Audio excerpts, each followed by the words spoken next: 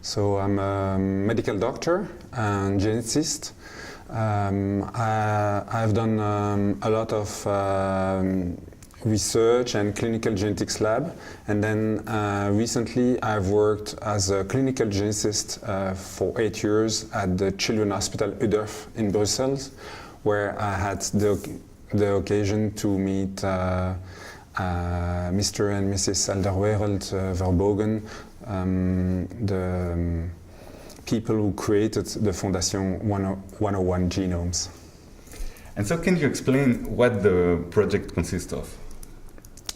So the project of the 101 Marfan genomes is a pilot project of the 101 Genomes Foundation for developing the public knowledge and the use of whole genomes in the clinical diagnosis and the research of rare disease. In this case, the foundation has started with the Marfan genomes, the Marfan patient genomes, sorry, and they have been able to put around the table all the best Belgian, French, and maybe Dutch, English Marfan researchers, and to connect with other European countries, and maybe we hope the American researchers one day.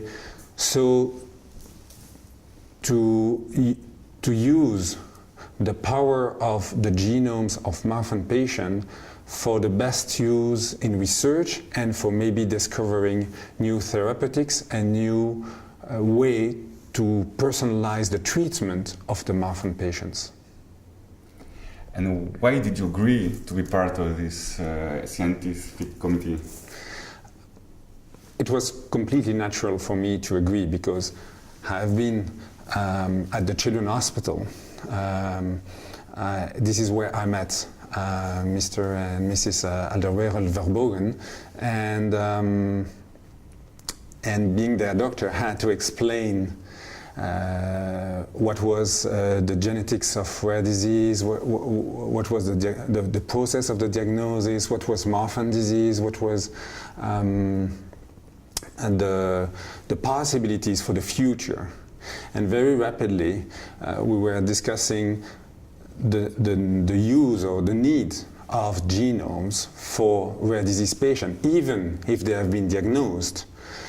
Such tool, such magnificent tool of that the genome is, because it offers you the view of the 3 billion nucleotides of the genome of those patients, so you can really dig in and really try to understand why some patients are severely affected, for example.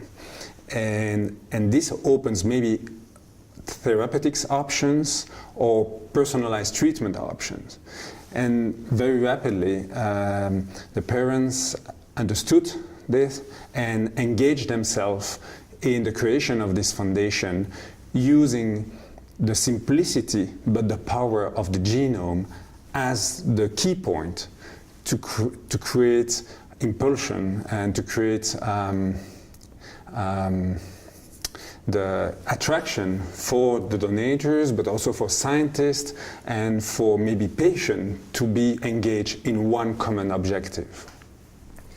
Right. And as a scientist, what do you expect from this project? As a scientist, I expect two things. I really expect that the Marfan Genome Project will really work, that we will be able to collect enough genomes of Marfan patients to be able now to decipher really in fine details the genomics of those patients, why some are severely affected or not. And so that's for the Marfan patient, and that maybe we will find new modificator genes on which we could have maybe new treatments and help really day-to-day those patients.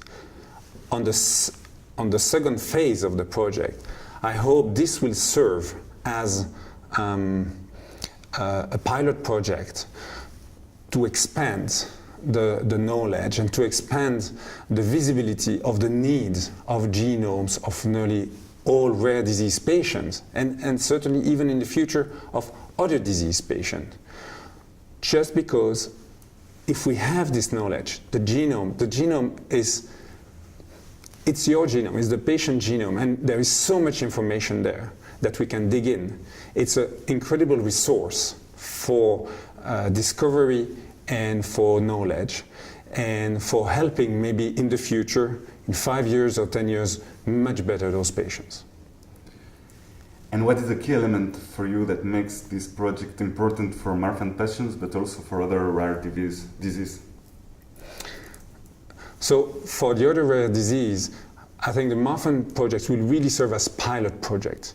It will help the foundation to discover all the hurdles in logistics, for ethics, for the difficulty of sharing, the difficulty of working with different nations which have a different health system, and trying, and they will come with an independent view, and they will serve as a very useful strength and impulsion for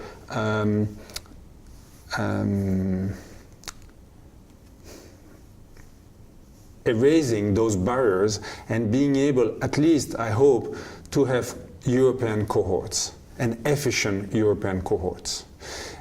And if it works for the Marfan disease, all this knowledge, all this experience will be easily used for other rare disease.